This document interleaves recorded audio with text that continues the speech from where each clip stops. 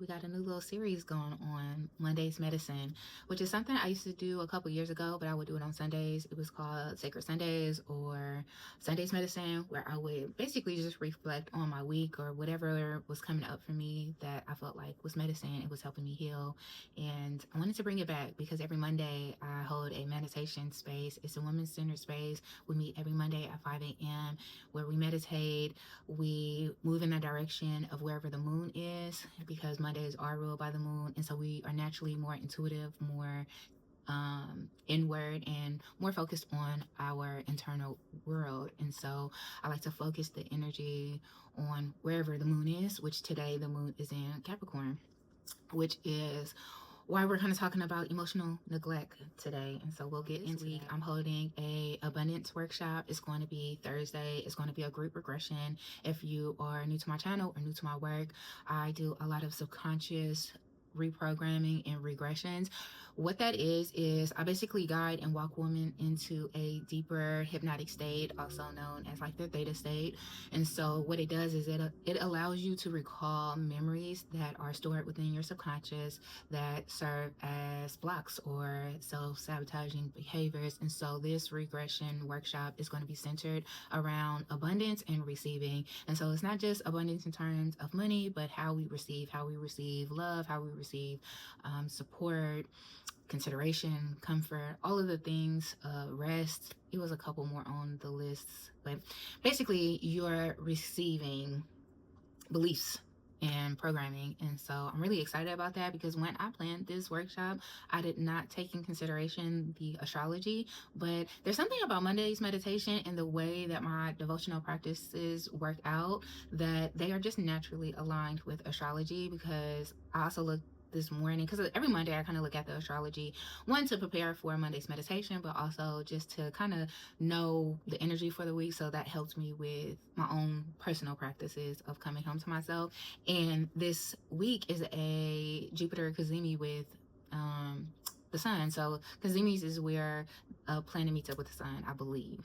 Don't quote me because I'm not an astrologer. I just look at the astrology as like a forecast. But this week's Kazemi is where Jupiter and the sun meets up. And so wherever Jupiter is in your chart, you might want to look to see what is kind of being blessed in this Kazemi.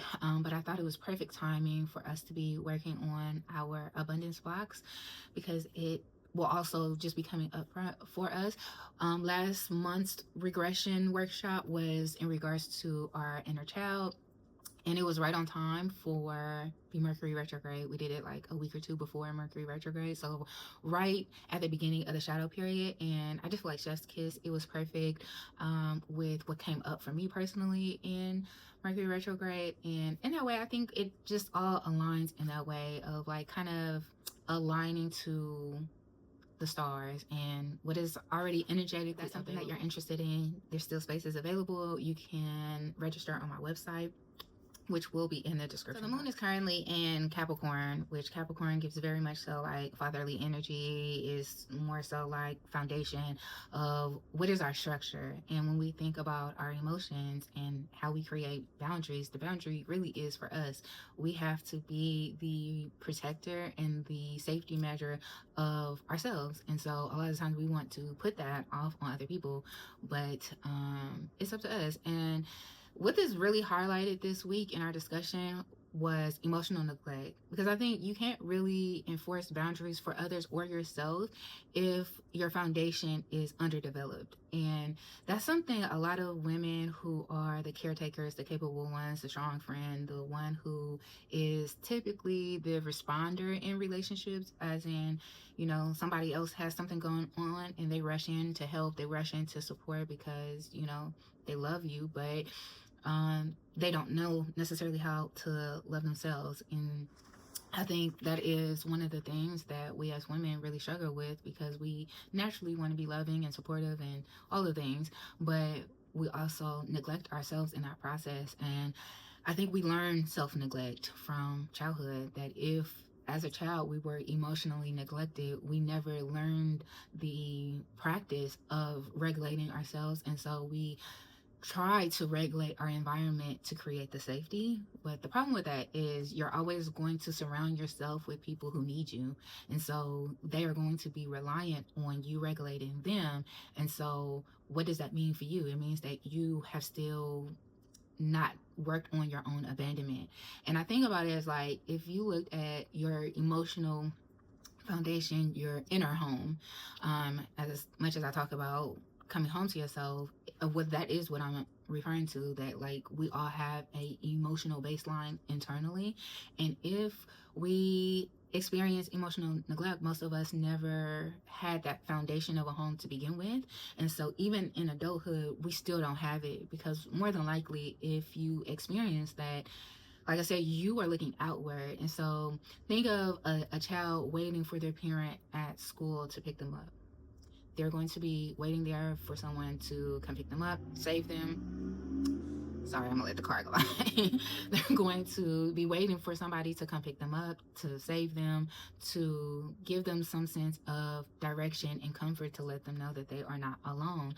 But if no one ever shows up, nobody ever walks that child back home, no one ever gives that child some type of emotional safety and reassurance and stability, then they're not going to have it. And what often happens is the child goes out into the world and is trying to build other people's home so that they have a place to stay. And so they're trying to make a home out of the people around them, but still there's no inner home. And so that's always going to be reflected back to us. No matter what we do, we are always attracting people that are showing us the things that we hide from, the things that we are neglecting. Our own abandonment is going to show outwardly. And so this is what I mean, is you're always going to find somebody in these cases that need you because you need you. And so how else is that going to be reflected? Because even in the reverse, if you were to find somebody who does not need you and just wants you, they are also going to require you to want you. And so either way, it's going to be a triggering experience. And that's where we do have to do the work of building our own inner home. And I made a TikTok today, and somebody had commented about like how exhausting that is. And I hear this a lot, and I think a lot of people who are in this realm of teaching emotional intelligence and coming back home to yourself and loving yourself, I think especially for women, it's very difficult to hear that after you have spent your life people pleasing and taking care of others, because you're already in a stage of burnout. And so here you are basically getting handed more work. And to that I say, yeah, it is hard work. I'm never going to dismiss or discount the fact that healing and coming home to yourself is very difficult work. It takes a lot of courage. It takes a lot of staying power. And when I say staying power, I mean to be able to stay with yourself even while you're having a hard time. That you could be having an inner tantrum, because again, we are talking about our inner world, which is really governed by our inner child. And so if all this time your 6-year-old has been waiting at the schoolhouse for a parent to come save them, that is just never coming, when you show up, they're not going to be pleasant. They're not going to be pleasant. There might be some tantrums. It's going to be anger. There's going to be tons of grief. And the exhaustion, I get it. Sometimes you do need a break of like doing things creatively, having fun, inviting joy in. But there is still some having to come home to the fact that it is hard work. It's not going to be easy. And it just takes that commitment to see it through, the devotion to return every day, because that is ultimately what we are asking other people. That if you feel like it's exhausting, can you imagine how hard it must be for the people around you, especially if they too are emotionally neglected, which I'm gonna talk about a little bit of my own journey with this. And so when we think about that, of having to build our own inner world first, that's going to be our foundation of what the boundaries are. That boundaries with other people are going to be flimsy because they have their own free will. So you could tell somebody, do not call me after 10 p.m. I like to go to sleep at 10. I would prefer that you not call me. they may forget. They may not give a damn that you're going to sleep at 10 o'clock. They might want to call you and feel like it's urgent. It would be on you to put your phone on do not disturb. It would be on you to see that call and ignore it. It would be on you to create that energetic boundary of, if you cannot respect the fact that I said do not call me after 8 o'clock, I might have to block you. It's on you to do that. And so often we want other people to respect boundaries that we aren't even respecting. So if somebody calling you after hours, and I think a lot of this goes on with work, which I feel like personally I don't have like a unhealthy relationship with work, because maybe when I'm off, I'm off. I'm not answering no text message. But that's personally, I think I don't have that relationship with like my corporate job, because I'm not passionate about it either. And so I always give that preference that, like, I can say that because like my heart isn't in my work. But I know for a lot of people who are passionate about their job and care about wanting to be perceived as a hard worker and someone who is reliable, they answer those calls and those emails after hours. Even though to me the boundary is set that if I get off at 5-6 o'clock, then I will be answering this call or this email when I return tomorrow at 8-9 o'clock. But I think you have to set the standard for that. That, like, if you come in the door saying that's not what you allow, and as in when they call you don't answer, they do that a couple times, they're gonna know not to call you after 5, because Valerie doesn't answer her calls when she off work, period. And that goes for work, but that also goes for personal relationships. That if you tell somebody not to call you at 10 o'clock, but they calling you after 10 o'clock and you're still answering the phone, yeah, they're going to continue to disrespect that boundary because you're not upholding the boundary. The boundary has to be internal, and then the internal will flow out into the external. But people are going to touch the boundaries, especially if we're looking at people through emotional ages, and everybody emotional ages fluctuate based off of the experience they're having. They could be triggered and now they are resorting back to their 8-year-old self. An 8-year-old don't give a damn that you told them not to call you at 8 o'clock. Trust me, I know. They're going to call you anyway. But you have to be the parent to your own inner child. Yeah, you got to be the parent to your inner child and say, we're going to sleep at 10 o'clock. We're not answering any calls. But the problem, I think, with that is we don't want to parent ourselves for real, because there's a lot of grief in having to parent yourself, because you got to reconcile with the fact that you are having to do the work anyway, that it wasn't done. And so then you have to go through the healing of accepting your parents for who they are, not who you want them to be, not who you think you deserve, but who they genuinely are. And that takes, I think, a lot of work and a lot of energetic boundaries, even with the parent, because also what happens is, especially I think with mothers, we feel entitled to the respect that we think we deserve in motherhood and in parenting. But if I got to take on mothering myself, if I got to take on parenting myself, I kind of have to move you out of this parental title or role and look at you as just a woman. And that's when we have to actually have a relationship of connection. It can't be through obligation anymore. And that's, I think, the foundation of really creating an inner home, because at one point the home was built by our parents. Our beliefs, our patterns around love and money and abundance and receiving and all of the things we inherited. And I talk about this all the time with, this is what sacred kismet means, is moving from fate to destiny. Fate is what you are born into. Destiny is what you create and what you become. And so you have to create the home that can hold who you're becoming. And that is a internal job. And because of that, you do have to change the dynamic with your parent in that process. This is an internal job. I do think it starts with subtle ways of knowing yourself, knowing your own energy, having some grounding practices that help you identify how you truly feel. I talk about the emotional code chart a lot in my one-on-ones, of being able to identify specific emotions, because often we'll say, oh, that made me upset, when maybe it's not anger, it's disappointment.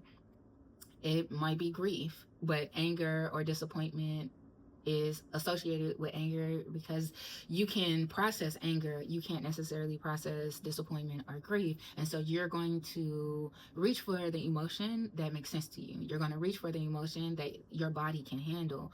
And so you might clump those all together. So whenever you feel grief, it's an automatic association with, oh, I feel angry.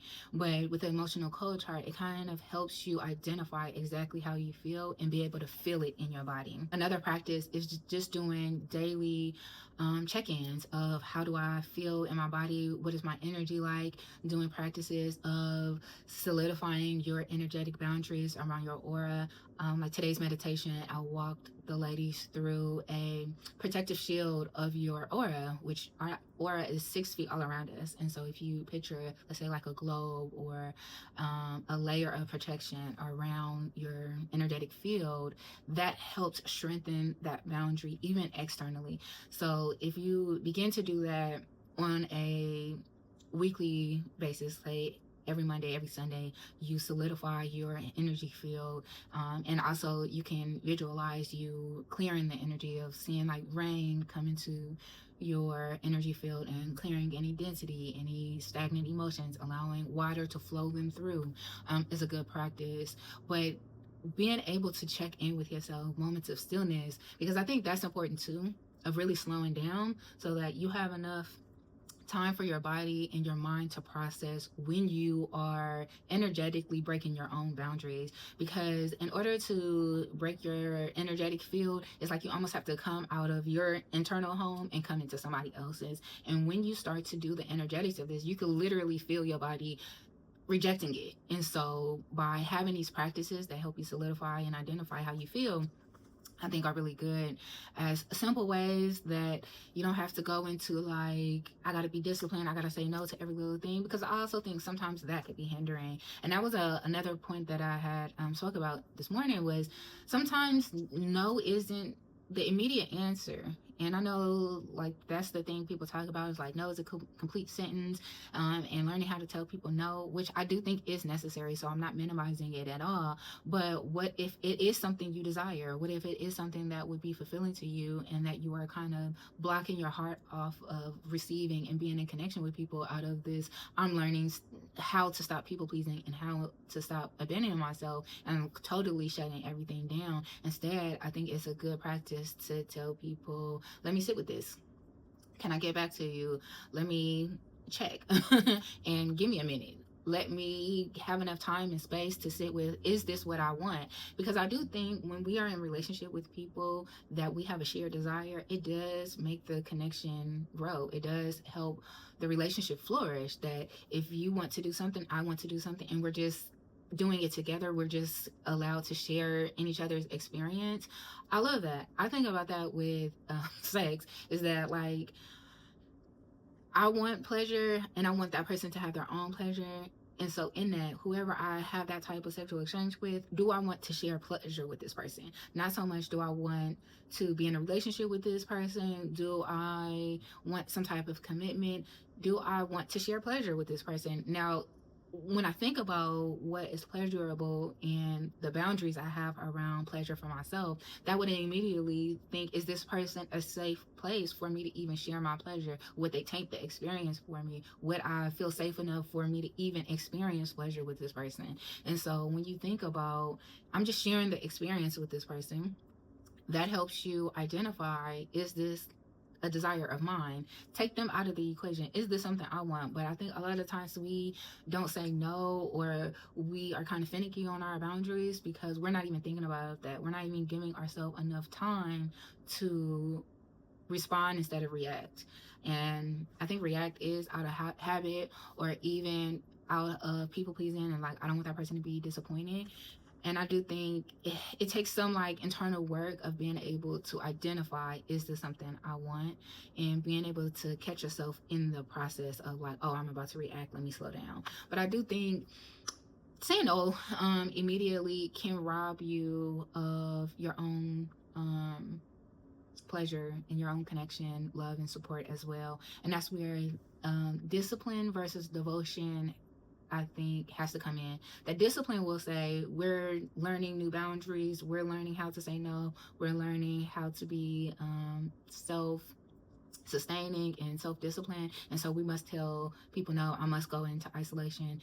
But I think devotion teaches us to return to ourselves. How does this make me feel? Is this something I want? Is this contributing to what I said I want? As in, sure, this might be what I want right now in the moment because it would bring me instant gratification, but I think coming home to yourself and asking yourself these questions is like, will this benefit who I'm becoming? And I think those are the questions we get to open up to and move in a direction in if we start to think about desire. And I talk about that a lot. That like, if we move in the direction of desire, I think that in itself helps us heal a lot of our wounds, because it requires us to be present when we are curious, when we are experiencing joy and pleasure. Those are the times we don't want to escape our body, we don't want to associate. And so if we are moving in the energy of desire, that like, yes, I want this, it immediately brings us into our presence. And this was something that really came up for me this weekend in particular. So backstory, me and my sister have not been in contact for some months now, and we had a family reunion, which I was not invited. I was informed, I was not invited. But I think backstory, I wasn't invited because of me pretty much going into contact with most of my family. And so I found out about a week ago it was a family reunion. I sat with it. Do I want to go? And decided not to. Not because I wouldn't prefer to see my family, but would it contribute to what I say I want? No. Would it contribute to me making relationships from a source of intimacy and connection versus obligation? No. I would have went out of obligation before, but I think the work that I've done over the past year, I wouldn't be able to do it. That's something that came up for me in like reflecting over what have I been learning in the last couple of weeks since Mercury has been retrograding. And I kind of like was just reflecting on what did Mercury retrograde teach me, and what it has taught me is I cannot get back into that box even if I wanted to. That the box of self-sacrificing, self-abandonment, people pleasing, going along to get along, and being in relationships out of obligation, just I haven't outgrown it. Like, I seen my sister Friday, and a lot of, I think, feelings have come up from that. It was nowhere near as triggering as I thought it was, but I do think it was not as triggering because I was able to stay at home within myself and my own body and tune to my own emotions. Was it emotional? Did emotions come up? Yes, for sure. But nowhere to the degree that I felt like I had in my mind, I guess, of how I would react or experience that. And I was really proud of how I handled it. I was really proud of how I navigated my emotions and like took care of myself afterwards. And I think if I would have pushed through out of obligation, or even the desire for the relationships I do care to have and want, like seeing my nieces and nephews was really good and it was emotional. But I realized I can't self-abandon for them either. That would I be okay with who I have to come home to? That like, sure, I could have forced my way through that, been uncomfortable, did the whole go along to get along. When I come back home, will I be able to look myself in the mirror? Will I be able to journal? Will I be able to sit with myself and feel good about myself? No, I would have felt like the past 6 months of really deepening into desire and what I want out of relationships would have been thrown out the window, to be honest. And so I feel really good about how I handled it. Did it bring up a lot of grief? Of course. I miss my sister. But what this also taught me is like, no one is really at fault. No one is really the blame. That we all have our own shit. And this also brings me to emotional neglect. That like, that's the sucky part about emotional neglect amongst families, that no one has the emotional capacity to show up for each other out of desire. That if we showed up for each other, it would simply be out of survival and obligation. because there's not enough of ourselves to even share. That if we have all experienced emotional neglect, I would be abandoning myself to try to build a home within you, and you would be doing the same for me. And I think we have done that for many years with this sister in particular, that we were a sense of safety for each other. But if I'm trying to create my own internal safety, she's trying to create her own internal safety. I don't know how much we will be able to do that together. And so that's the sad part to me, that we weren't born into a family, into a environment that would cultivate a energy of love from a place of desire, from a place of overflow, from a place of genuinely being able to choose to be in relationship with each other. I think because of our circumstances and trauma bonding, that we did what we needed to survive. That a lot of the ways that I think my sister cared for me and that I cared for her were out of survival, and it kept us in survival mode. And so seeing her did bring a little bit of a relief that she gets to do her work and I get to do mine. And if at some point our journeys meet back up, great. If they don't, I think I have accepted and made peace with that as well.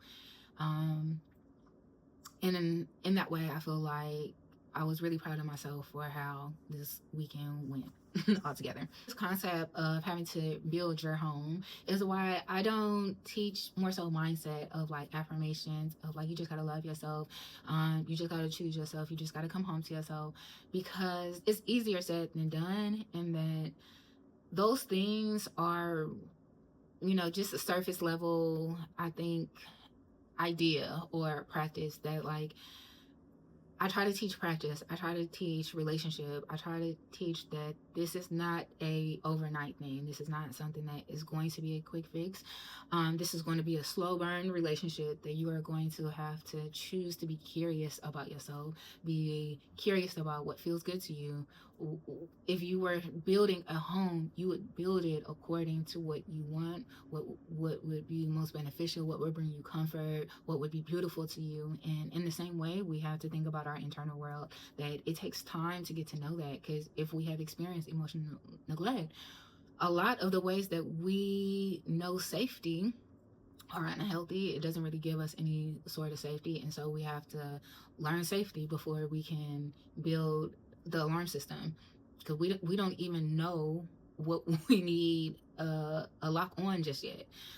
Back to the reference of, if we're saying no to everything, how will we ever find out what feels like a yes to us, what we actually want? And so it takes layers of having to learn what safety looks and feels like, what joy feels like in your body. Instead of someone telling you what an experience should be, you have to start moving in the direction of, what does this feel like, to provide you information. And so you have to really start to become a student in your body, navigating from the lens of feeling versus perceiving through your eyes or through your mind. That it does take being present in your body to be able to learn how to build your house. And that comes from relationships have to be built out of curiosity. It has to be built out of a genuine sense of, I don't know what I'm doing here, but I'm willing to be taught. I'm willing to be a student. And I think how a lot of people teach about healing and mindset is forceful. That like, you take these books, you study, you digest this information, and then you'll be able to heal your nervous system. And I don't think it works like that. We have to be able to develop a practice. If not, we're going to know it in theory, not in practice. And that is going to keep us in survival mode. And so it's going to make us feel like, I've been on this healing journey and this hamster wheel for forever, and I'm exhausted. And to be honest, I've been there. And so I do get it. I feel like I have seen the most change in my life really going back to the basics, really going back to slowing down, meditating, being more present in my body, and leaning more into pleasure and my curiosity and my creativity, and even self-expression. That sometimes it's not, this deep thing that's going to make the change. I think it's a lot of small incremental things that will help you come into the awareness that, oh, things are shifting. Um, Even my weekend, it wasn't something out of the ordinary. I did things that I have been doing and would typically do, but it still felt healing for me because I think I've just made my life about healing. That I know when I'm feeling a certain emotion, I need to pour into myself. Like personally, I've made like a beauty ritual out of feeling grief. That when grief shows up, I know that I'm feeling grief, but it also has an undercurrent of love. And so let me lean into my beauty rituals, which is why I got new hairdo. Let me clean my house. Let me allow it to smell good and be beautiful. And so I lean more into the beauty aspect of it because I do think there's some beauty in grief because it does remind you of where love was present at some point and that it has not been lost, it has not been forgotten. You just have to like redirect your focus and your lens. And I think like focusing on beauty for myself and creating beauty rituals helps me do that. And so I'll make a whole ritual out of it. And that has just been a part of my life. Something to think about this week. How can you become a better parent to yourself? What responsibilities are you carrying that are not yours? And what responsibility that is yours that you are expecting other people to meet that you have yet to meet yourself? And so think about that this week. Think about different practices you can do to show up for yourself, pour into yourself in a real way that feels intimate, that feels like building a relationship in a safe place. I also want to invite you to join Monday's meditation. Like I said, we meditate, we have discussions like this. This is an extension of the conversation we were having this morning. And it is a good way to start the week because it allows you to really go inward and navigate your internal world in a way that aligns with the week. That's why I really love thinking about where the moon is come Monday because it is going to be our driving force throughout the week. I think if we feel emotionally centered the beginning of the week, we also know how to navigate it. We also know how to bring our awareness of what we are feeling, what is coming up for us, what we are focusing on, and that allows us to show it better, I think, for ourselves